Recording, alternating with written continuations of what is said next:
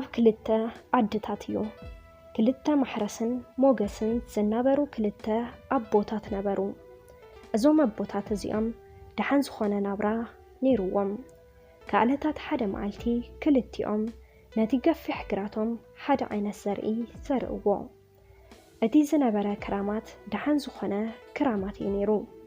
ንኹሉ ሓለኽለኽ ሓሊፎም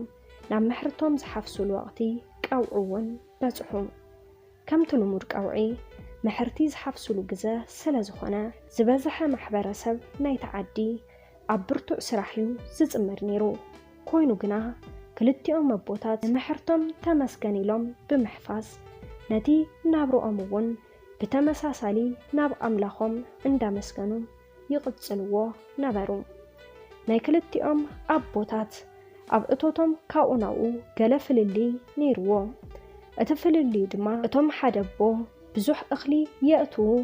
ግና ድማ ውሑድ ሓሰር እዮም ረኺቦም እቶም ካልኣይ ኣቦ እውን ውሑድ እኽሊ የእትዉ እሞ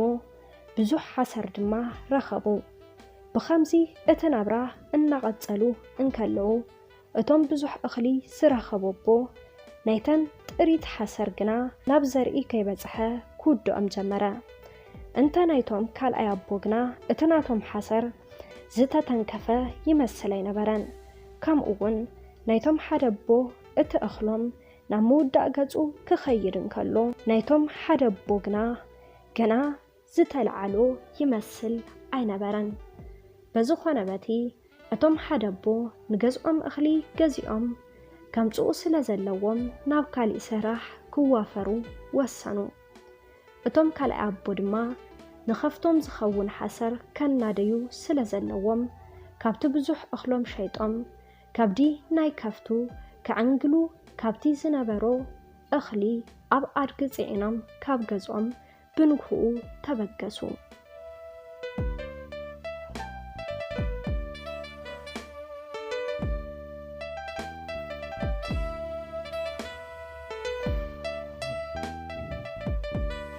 ካብቲ ዓዶም ርሕቕ ኢሎም ገለ መንገዲ ኣብ ዝኸድሉ ድማ እቲ ኣድጊ ሓንደበት ጎዩ ነቲ ተጻዒኑ ዝነበረ እኽሊ ኣውደቐሎም ብዙሕ ኣይኮነን እምበር ካብቲ እኽሊ ገለ ናብቲ መሬት ተኻዒቡ እቶም ካልኣይ ኣቦ ድማ ናብ ስራሕ እናኸዱ እንከለዉ ብማዕዶ እቲ ኣድጊ ከውድቐሎም ስለ ዝረአዩ ክሕግዝዎም ኢሎም መንገዶም ገዲፎም ናብቶም ሰብኣይ ከዱ ከምዛ ብሓደ ዝዓበዩ ድማ ጽቡቕ ሰላምታ ተለዋወጡ ኣጋጣሚ ኮይኑ እታ ከረጢት ብገለ ወገና ስለ ዝተቐደደት ፈጺማ ምስራሕ ከለአቶም ከም ዘለታ ክጽዕንዋ ስለ ዘይኽእሉ ድማ ብስምምዕ ናይ ክልቲኦም ነቲ ዝነበሮም ዓለባ ዝዓይነቱ ጨርቂ ኣላጊቦም ጽቡቕ ጌሮም ነታ ከረጢት ናብቲ ሓድሽ ዘመን መሊሶም ከም ብሓድሽ ሰርሕዋ ነቲ ጽዕነት ጽቡቕ ጌሮም ጽዒኖም ድማ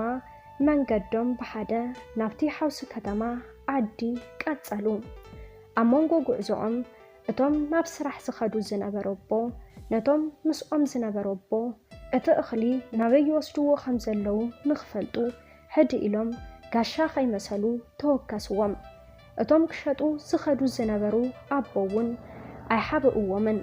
ነቲ እኽሊ ክሸጥዎ ይወስድዎ ከም ዘለዉ ነገርዎም ምኽንያት ናይ መሸጢኦም ስእነት ናይ ሓሰር ከም ዘጋጠሞም ኣስዕበቢሎም ሓበሩሎም ብድሕሪ እዚ ድማ እቶም ሓደ ኣቦ ነቲ ጸገም ናይቶም መዘንኦም ኣቦ ሰሚዖም ተመይበሉን ነቲ ናቶም ጸገም እውን ክነግርዎም ጀመሩ በቃ እቶም ኣቦ ንስድሮኦም ገዝኦምን ዝኾኖም እኽሊ ክገዝኡ ስለ ዝደለዩ ነቲ ዝተደለየ ኣካል ዘግዝእ ገንዘብ ስለ ዘይብሎም በቲ ጉዳይ መነባብሮኦም እዚ ተደሪኾም ናብ ስራሕ ዓለም ይኸዱ ከም ዘለዉ ብዘይሕበእ ምብዕ እዮም ነጊሮምዎም ብኸምዚ ድማ እቶም ኣቦታት ብዛዕባ ጸገማቶም ናጻ ኮይኖም ተዘራሪቦም ተረዳዲኦም ድሕሪ ምዝርራቦም ድማ እቶም ሓደ ኣቦ እኽሊ ክህብዎ እቶም ካሊእ ኣቦ ድማ ሓሰር ክህብዎ ብቐሊል ኣብ ሓጺር ኩነት ተስማዕምዑ በዚ መሰረት ድማ ክልቲኦም ኣቦታት ካብ ዘለዎም ጸጋታት ህያቦም ኣጸፌታ ረሓቡ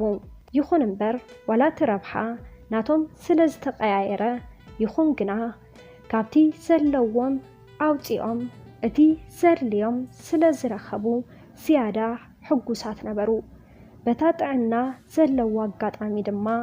ጸገማቶም ሸፊኖም ሓዳሮም ናብሮኦም ክረግኡ ኸኣሉ። ካብታ ቅድስቲ መዓልቲ ድማ ክልቲኦም ኣቦታት ከም ሓደ ስድራ ኮይኖም ክተሓጋገዙ ጀመሩ። ምትሕግጋዝ ንኹሉ ረብሓ ኣለዎ። ሎሚ ነተነዓኻ ንእሽተን ነገር ሰናይ ትገብራ ጽባሕ ረቢሓያ ትመጸካ። እታ ዝነበረትካ ክዳን ነቲ ዘይብሉ እንተሂብካዮ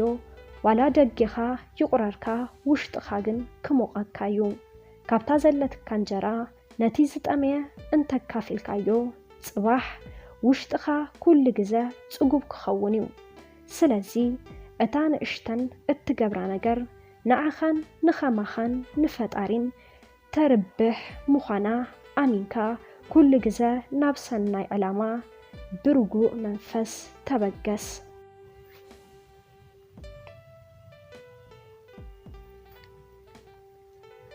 ሰላም ሰላም ተኸታተልቲ ማኪ ሚድያ ኣብዚ ቻናል ሓሳብ ርእቶ እንተዳሃሊኩም ኣብ ናይ ኮመንት መጽሐፍ ቦታ ሓሳብኩም ክትገድፉለይ ትኽእሉኹም። ነስ ቻናል ሓደሽተ እንድሕር ዳ ኮይንኩም ሳብስክራይብ ገርዎ፣ ላይክ ሼር ከይትርስዕዎ ይቐኒለይ።